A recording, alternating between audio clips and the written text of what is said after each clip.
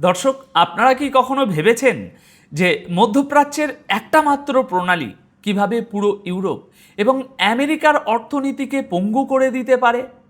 আপনারা কি জানেন যে ফ্রান্স এবং ব্রিটেন এতদিন আমেরিকার পেছন পেছন ঘুরেছে, তারা আজ কেন হঠাৎ করে নিজেদের যুদ্ধজাহাজ নিয়ে হরমুজ প্রণালীতে ঝাঁপিয়ে পড়েছে? আজ আমি আপনাদের সামনে মধ্যপ্রাচ্যের এমন কিছু লেটেস্ট খবর উন্মোচন করব যা শুনলে আপনারা বুঝতে পারবেন যে কেন হরমুজ প্রণালী এখন আর শুধু ইরান আর আমেরিকার সমস্যা নেই, বরং এটা এখন ইউরোপের বাঁচার শেষ খড়কুটো হয়ে দাঁড়িয়েছে। আর ভিডিওর একদম শেষে আমি আপনাদের জানাবো লেবানন থেকে সেনা না সরানোর যে ঘোষণা ইসরায়েল আজ দিয়েছে তার পেছনের আসল রহস্য কী। সুতরাং এই প্রতিটি খবরের বিস্তারিত জানার জন্য আপনাদের আজকের এই পুরো আলোচনাটা দর্শক বন্ধুরা খুব মনোযোগ দিয়ে শুনতে হবে।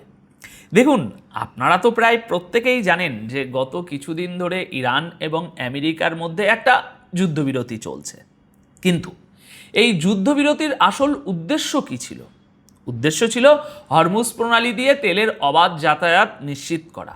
কিন্তু ইরান পরিষ্কার বলে দিয়েছে হরমুজ প্রণালীর নিয়ন্ত্রণ আমাদের হাতে থাকবে, আর আমরাই ঠিক করব যে এই রুট দিয়ে, এখান দিয়ে কে যাবে আর কে যাবে না। আর ঠিক এই জায়গাতেই আজ ইউরোপের বুকে ভয়ঙ্কর আতঙ্ক তৈরি হয়েছে। গতকাল 4 জুলাই 2026 যখন আমেরিকা তাদের স্বাধীনতা দিবস নিয়ে ব্যস্ত, তখন ব্রিটেন এবং ফ্রান্স একটা যৌথ বিবৃতি জারি করেছে। তারা বলেছে যে তারা ওমানের সাথে মিলে হরমুজ প্রণালীতে জাহাজের নিরাপদ যাতায়াত নিশ্চিত করবে। ব্রিটিশ প্রধানমন্ত্রী কেয়ার স্টারমার এবং ফ্রান্সের প্রেসিডেন্ট ইম্যানুয়েল ম্যাক্রন পরিষ্কার বলেছেন যে হরমুজ প্রণালী হলো পুরো দুনিয়ার অর্থনীতির লাইফলাইন এবং এখানে অবাধ চলাচল নিশ্চিত করাটা তাদের দায়িত্ব।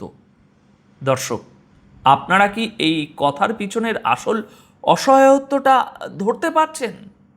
যে ফ্রান্স এবং ব্রিটেন ন্যাটোর সবচেয়ে বড় সদস্য, তারা আজ স্বীকার করতে বাধ্য হচ্ছে যে হরমুজ প্রণালী ছাড়া তাদের অর্থনীতি অচল। ফ্রান্স তো শুধু বিবৃতি দিয়েই থামেনি, প্রেসিডেন্ট ম্যাক্রো ঘোষণা দিয়েছেন যে ফ্রান্স ইতিমধ্যেই হরমুজ প্রণালীতে তাদের মাইন অপসরণকারী যুদ্ধজাহাজ মোতায়েন করেছে।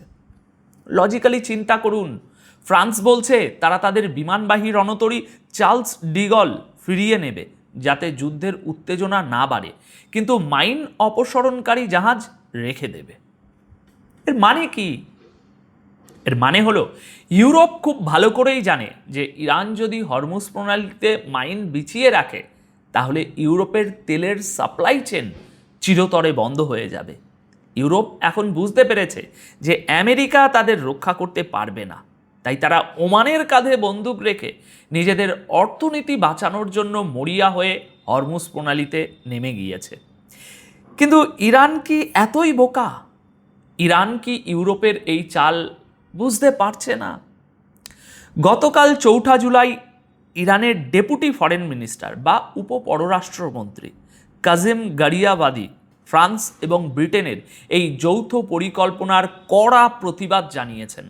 তিনি পরিষ্কার ওয়ার্নিং দিয়েছেন হরমুজ প্রণালী বাইরের কোনো শক্তির মিলিটারি শোডাউন বা সামরিক মহড়া দেখানোর জায়গা নয়।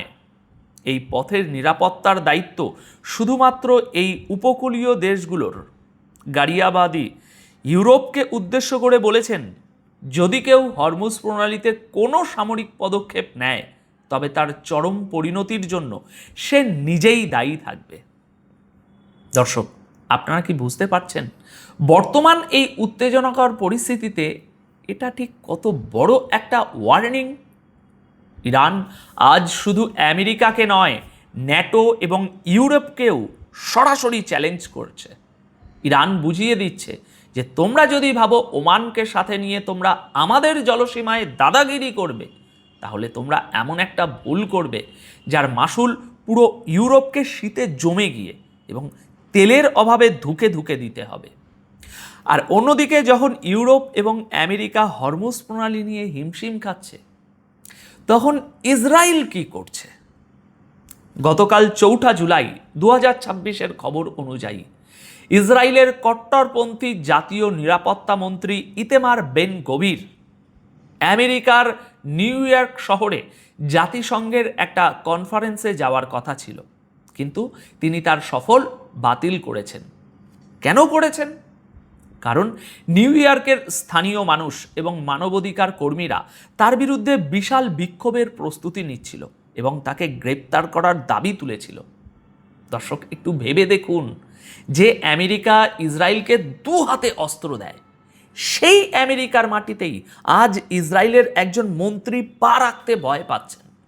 কারণ তারা জানে যে পশ্চিমা বিশ্বের সাধারণ মানুষও এখন বুঝতে শুরু করেছে যে ইসরায়েলের এই আগ্রাসন আসলে মানবতা বিরোধী।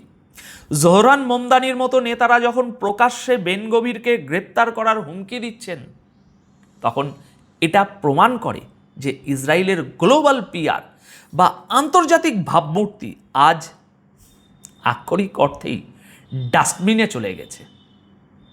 কিন্তু বেন গভির আমেরিকায় না গিয়ে ইসরায়েলে বসেই বা কি করছেন?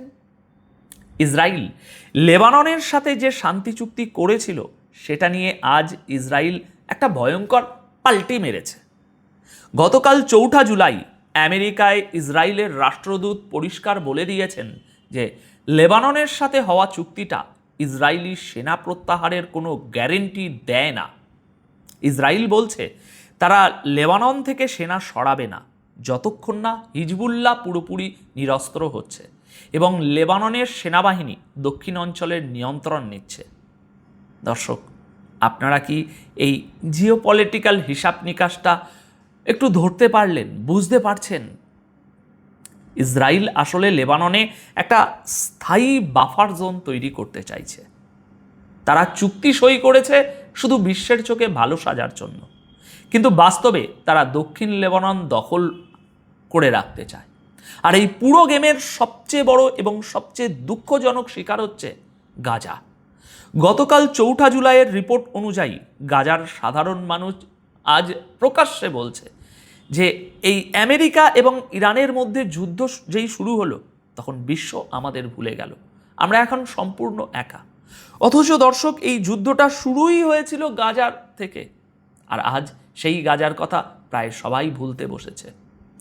দর্শক, ভিডিও শুরুতে আমি আপনাদের বলেছিলাম যে এই পুরো জিওপলিটিক্যাল সমীকরণে তুরস্কের প্রেসিডেন্ট এরদোয়ান একটা ভয়ঙ্কর চাল চেলেছে। তো সেই চালটা কি সেটা আমি আপনাদের জানাবো। গতকাল 4 জুলাইয়ের খবর, পাকিস্তানের প্রধানমন্ত্রী শাহবাজ শরীফের সাথে একটা যৌথ সংবাদ সম্মেলনে এরদোয়ান বলেছেন নেতানিয়াহুর সরকার তাদের নিজেদের রাজনৈতিক জীবন বাঁচানোর জন্য পুরো মধ্যপ্রাচ্যকে যুদ্ধে ঝোঁকাচ্ছে। তারা গাজা, লেবানন এবং সিরিয়াকে শান্তিতে থাকতে দিচ্ছে না। এরদোয়ান আরও বলেছেন যে ইসরায়েল আসলে আমেরিকা এবং ইরানের মধ্যে হওয়া সমঝোতা চুক্তিকে ভেস্তে দেওয়ার জন্য আপ্রাণ চেষ্টা করছে এবং তারা করে যাবে। আচ্ছা, লজিক্যালি ব্যাপারটা আরও একটু পরিষ্কার করি। এরদোয়ান এই কথাগুলো কেন বলছেন? কারণ তুরস্ক এখন ব্রিক্স এবং মাল্টিপোলার বিশ্বের একটা গুরুত্বপূর্ণ প্লেয়ার হয়ে উঠেছে। তুরস্ক খুব ভালো করেই জানে যে যদি ইসরায়েল এই যুদ্ধে সফল হয় তবে মধ্যপ্রাচ্যে আমেরিকার আধিপত্য আবারও কায়েম হবে। আর যদি আমেরিকা আবার শক্তিশালী হয় মধ্যপ্রাচ্যে, তবে তুরস্কের ওই বসফরাস প্রণালীর নিয়ন্ত্রণ বা তাদের জিওপলিটিক্যাল গুরুত্ব অনেক কমে যাবে। তাই তুরস্ক এখন প্রকাশ্যে ইসরায়েলের সমালোচনা করে ইরান এবং পশ্চিমা বিরোধী দেশগুলোর সাথে নিজেদের অ্যালায়েন্স বা জোটকে আরও শক্ত করছে। দর্শক, এটাই হলো পশ্চিমা সাম্রাজ্যবাদের পতনের একটু একটু করে আসল চিত্রটা আপনারা দেখতে পাচ্ছেন। ইউরোপ আজ হরমুজ প্রণালীতে নিজেদের রণতরী পাঠিয়ে প্রমাণ করে দিল যে তাদের অর্থনীতি কতটা ঠুনকো, আর ইসরায়েল লেবাননে চুক্তি ভঙ্গ করে প্রমাণ করে দিল যে তারা কখনোই শান্তিতে বিশ্বাস করে না। তাই এখন আপনাদের কাছে আমার প্রশ্ন, দর্শক, আপনাদের কি মনে হয় ফ্রান্স এবং ব্রিটেন ওমানকে ব্যবহার করে হরমুজ প্রণালীতে যে সামরিক মহড়া দেওয়ার চেষ্টা করছে, এর ফলে কি ইরান ন্যাটোর সাথে সরাসরি কোনো সংঘাতে জড়িয়ে পড়বে? আর ইসরায়েল যেভাবে লেবানন থেকে সেনা সরাচ্ছে না, এর ফলে কি আবার একটা নূতন ফ্রন্ট খুলে ইসরায়েলকে আরেকটা ভয়ঙ্কর যুদ্ধের দিকে টেনে নিয়ে যাবে না? লজিক্যালি একটু ব্যাপারটা চিন্তা করুন এবং আপনাদের মূল্যবান মতামত অবশ্যই নিচে কমেন্ট করে জানান। মূলধারার মিডিয়া কখনোই আপনাদের সামনে খবরের এই পিছনের সাইকোলজিক্যাল খেলাগুলো এভাবে তুলে ধরবে না। তাই সত্যটাকে সবার মাঝে ছড়িয়ে দিতে ভিডিওটি অবশ্যই শেয়ার করবেন। আপাতত এই প্রতিবেদন তাহলে এখানেই শেষ করছি।